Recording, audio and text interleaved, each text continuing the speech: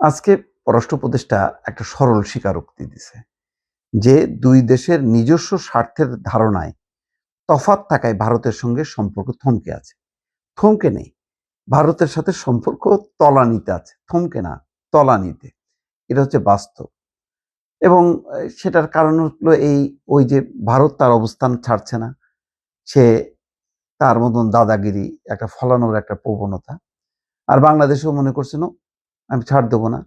মোস্তাফিজকে তুমি বের করে দিছো, আর আমি আমার টিম পাঠাবো ভারতে খেলতে। খেলবো না, খেললাম না, কি ক্ষতি হবে? হোক ক্ষতি, মর্যাদা তো বাঁচলো। এইভাবে একটা ধরে ধরে যেভাবে পুশিন করলো মাঝখানে, এখনো পর্যন্ত সেটা অব্যাহত আছে। অন্যদিকে শেখ হাসিনা সহ আওয়ামী লীগের অবাধ তৎপরতা ভারতের জুড়ে। একই অবস্থায় যদি ভারতের কোনো বিচ্ছিন্নতাবাদী সংগঠন যদি বাংলাদেশে তারা তৎপরতা চালায়, তারা যদি জুম কানেকশনে বিভিন্ন বক্তব্য দেয়, সেটা কি সহ্য করবে? করবে না। কিন্তু বাংলাদেশকে এটা সহ্য করতে হচ্ছে। অথচ শেখ হাসিনা মৃত্যুদণ্ডপ্রাপ্ত একজন আসামি। বাংলাদেশের পক্ষ থেকে ছিল এমন না যে তাকে ফেরত দিতেই হবে। তাকে বলা হয়েছিল যে তার বক্তব্যটা থামান, যেহেতু আপনাদের অধীনে আছে। কিন্তু ওখানে কি হয়েছে? সুরক্ষিত সুরম্য ভবনে আছে এবং পুরো নিরাপত্তা সজ্জার মধ্যে, এবং সেখানে নিয়মিত এখন, আগে ছিল জুম মিটিং, এখন হচ্ছে সরাসরি মিটিং শুরু হয়ে গেছে। কলকাতাতেও শুরু হয়ে গেছে এবং 12 তারিখে রাজনৈতিক পট পরিবর্তনের পর আসবে। এরকম অবস্থায় বাংলাদেশ সরকার অস্বস্তির মধ্যে আছে।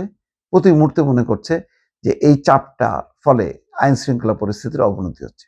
পুলিশ মাঝখানে এমন অবস্থা ছিল, সারাক্ষণ আতঙ্কে থাকতো যে কখন আওয়ামী লীগের কোথা থেকে মিছিল বের হয়। এখন অবশ্য সেই এটা নেই। এখন তারা অন্য কৌশলে গেছে।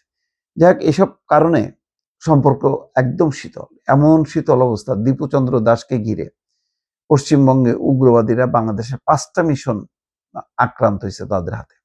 5টা মিশন বন্ধ করে ফেলছে ভিসা দিয়ে, বাংলাদেশও বন্ধ করছে। এই ইস্যুটা অর্থহীন ছিল। বাংলাদেশ সরকারই এটার ব্যাপারে স্টেপ নিত।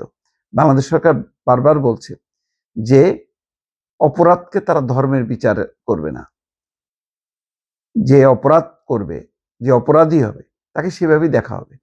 এখানে কোনো ধর্মীয় দৃষ্টিভঙ্গিতে আলাদাও করা যাবে না। একজন হিন্দু অপরাধ করতে পারে, একজন মুসলমানও করতে পারে, সে অপরাধী। আবার ন্যায়ের পথে একজন হিন্দুও থাকতে পারে, মুসলমানও থাকতে পারে। সুতরাং তার পক্ষে নেবে, অর্থাৎ ধর্মীয়ভাবে মানুষকে বিচার করা হবে না। কিন্তু ভারত বারবার আঙুল তুলে দিচ্ছে, না, ধর্মটাই হলো আসল। যার কারণে এই বিভাজনটা, বাংলাদেশের এই যে উগ্রপন্থার উদ্ভব ঘটতেছে, কিন্তু এই ভারতের এই আচরণের কারণে। কারণ তারা তাদের সাম্প্রদায়িক নীতি বজায় রাখতে যে বাংলাদেশের সংখ্যাগরিষ্ঠ মুসলমানদেরকে উস্কায় দিচ্ছে, যার কারণে তার একটা প্রভাব আমরা দেখতে পাচ্ছি। এখন গত বলছে ভারতের সঙ্গে আমরা ভালো কাজের সম্পর্কের কথা বলে আসছি, কিন্তু আসলে যত কূটনৈতিক কৌশলেই কথা বলুক না কেন, এই অন্তর্বর্তী সরকারের এখন শেষ সময়, বিদায়ের ঘন্টা বেজে গেছে। তারা এখন বলতে বাধ্য হচ্ছে যে তাদের সম্পর্কটা থমকে আছে, কিন্তু বাস্তবে যদি খোলাখুলিভাবে বলতে হয়, এই সম্পর্কটা এগোয়নি, বরং দিনকে দিন নিচের দিকে ডাউন হয়েছে। এইটা আবার উজ্জীবিত হবে নির্বাচনের মধ্য দিয়ে, বা নির্বাচিত সরকার।